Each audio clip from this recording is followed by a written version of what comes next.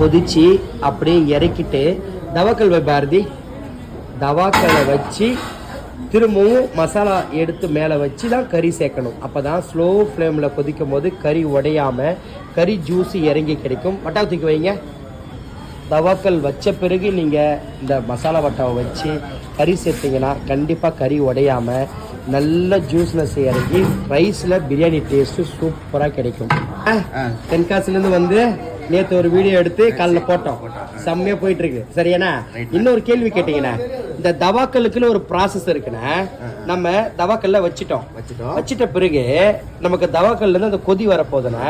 நல்லா பாருங்க, அதாவது எங்க கொதிக்குதுண்ணா, அந்த தவாக்கல் சுத்தி ஓரம் மட்டும் கொதி வருது. தவாக்கல் நடுவுல கொதி வரல. ஆனா ஓரம் கொதிச்சு நடுவுல கொதி வர்றதுக்குள்ள மசாலாலாம் ஈவனா கொதிக்கணும். அப்பதான் நமக்கு அந்த அந்த தவாக்கலோட ப்ராசஸ் கரெக்டா இருக்கும். சரியாண்ணா?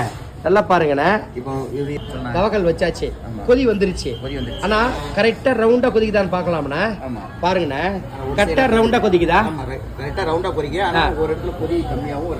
அப்போ இந்த இடத்துல கொதி தள்ளி கொதிக்குது, இங்க கொதி வரலண்ணா. அப்போ அனல் அப்படியே கொஞ்சம் நவுத்துங்கண்ணா வட்டாவை. கொஞ்சம் உங்க பக்கமா கொஞ்சம் இழுங்க வட்டாவை. அப்படி இழுத்து இங்கே சரி பார்க்கணுண்ணே, நமக்கு அந்த அனல் கரெக்டா இருக்கா நடுமையமா இருக்கான்னு சொல்லி. சரிங்களாண்ணே?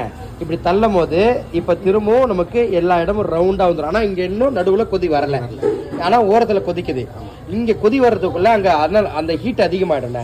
அப்போ சேம் எல்லாமே கறி கொட்டு இல்லாமண்ணே. சரி, கறி கொட்டுங்கண்ணா. அப்படியே ஸ்லோ பபுள்ஸ் இருக்கும் போது கொட்டினா ஓவர் ஹீட் இல்லாமல் நமக்கு அந்த கறி சடனாக உடையாமல் 120 கிராம் 130 கிராம் சைஸில் சிக்கன் பீஸாக சேர்த்துக்கிறேன்.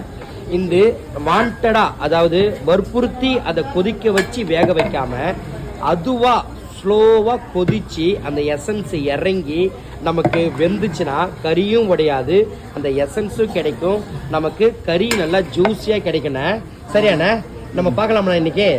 சரி, ஓகேண்ணா. இந்த எண்ணெய் என்ன கலர்ல இருக்கு பாத்தீங்களா? எண்ணெய் அதாவது பொன்னிறமா இருக்கு, பிளாக்கா கிடையாது.